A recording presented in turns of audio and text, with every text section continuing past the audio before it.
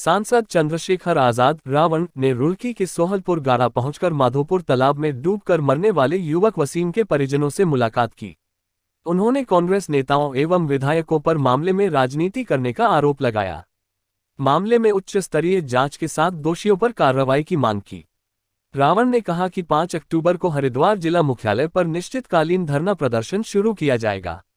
आपको बता दें कि बीती 25 अगस्त को सोहलपुर गारा निवासी वसीम की माधोपुर स्थित तालाब में डूबने से मौत हो गई थी। परिजनों ने पुलिस पर हत्या का आरोप लगाया था। वहीं पुलिस के अनुसार युवक गौक्षी का आरोपी था और पुलिस से बचने के लिए तालाब में कूद गया, जहां उसकी डूबने से मौत हो गई। इस अवसर पर उपस्थित लोगों को संबोधित करते हुए उन्होंने कहा कि पुलिस ने जानबूझकर वसीम की हत्या की है। उन्होंने कहा कि इंसाफ की लड़ाई के लिए वह पूरी तरह से वसीम के परिजनों के साथ है। उन्होंने कहा या तो सरकार मामले में उच्च स्तरीय जांच कर दोषियों को सजा दिलवाए, अन्यथा आंदोलन के लिए तैयार रहे। रावण ने कांग्रेस नेताओं और विधायकों पर मामले में राजनीति करने का आरोप लगाया। उन्होंने कहा कि इस मामले में 5 अक्टूबर को एसएसपी कार्यालय पर अनिश्चितकालीन धरना शुरू होगा और यह आंदोलन इतने उच्च स्तर का होगा कि हरिद्वार ही नहीं पूरे देश में इसकी गूंज सुनाई देगी। खानपुर विधायक उमेश कुमार ने भी इस आंदोलन में उनका साथ देने की बात कही। उमेश ने कहा कि सच सामने आना चाहिए। मैं आपको विश्वास दिला कहता हूं, मैं पुलिस के खिलाफ नहीं हूं, लेकिन मेरा ये मानना है कि गलती किसी से भी हो सकती है। मनुष्य में भावनाएं होती हैं, संवेदनाएं होती हैं।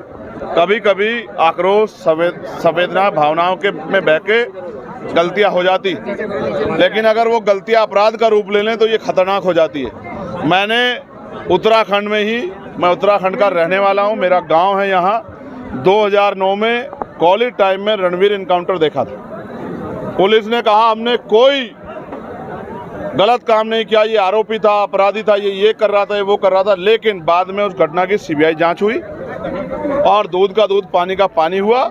17 पुलिसकर्मियों पे कार्रवाई और आजीवन सजा हुई। मेरा ये मानना है, हमने पुलिस का बयान भी सुना, हमने पीड़ित परिवार को भी सुना। इस घटना की सीबीआई जांच होनी चाहिए। सीबीआई जांच होगी तो दूध का दूध पानी का पानी हो जाएगा। अगर कोई निर्दोष है, हम नहीं चाहते कार्रवाई हो। अगर कोई दोषी है, क्योंकि अगर जो आपने आज बयान दिए पुलिस के लोगों ने, उस बच्चे पे जो आज इस दुनिया में नहीं, एक बहुत बड़ा इल्जाम आपने लगाया। हमारी मंशा ये है कि लोगों में आक्रोश है, उसकी निष्पक्ष जांच हो, सीबीआई द्वारा जांच हो और जो भी इसमें आरोपी हो, जिसने भी जो अपराध किया, उसको उसकी सजा मिले। मैं परिवार के साथ खड़ा हूँ। मैंने परिवार को विश्वास दिलाया है। हमने 5 तारीख को अगर हमारी मांगे नहीं सुनेगी, इसमें एफआईआर अब तक दर्ज नहीं हुई है। कैसे माना जाए कि पुलिस अपने लोगों को नहीं बचाएगी?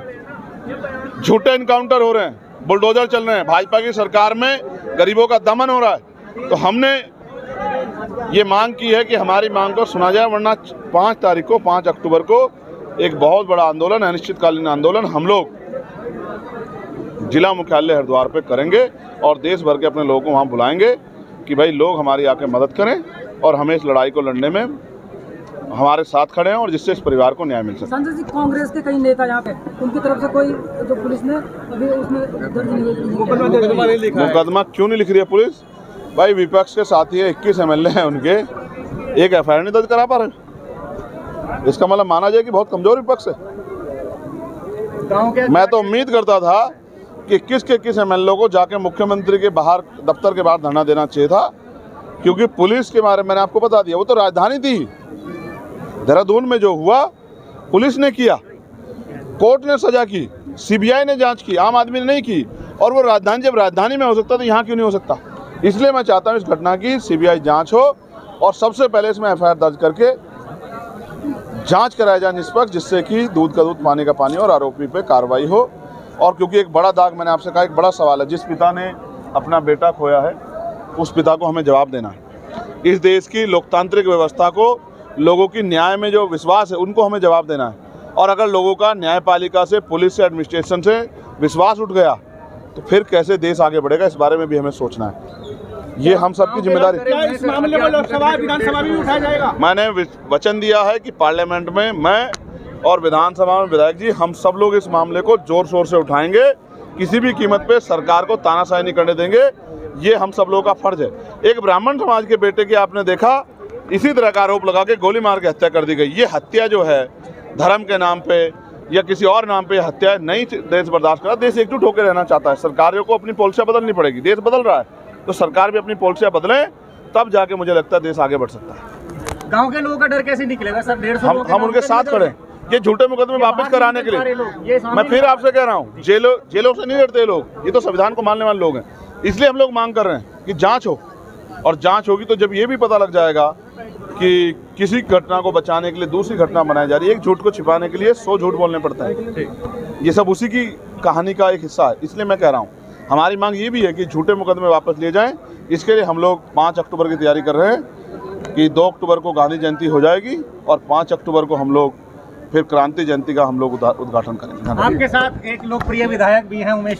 जो बातें हैं वो सभी भाई चंद्रशेखर जी ने कह दी हैं, और मुझे लगता है कि इनके कहने के बाद कुछ बचा नहीं है कहने को।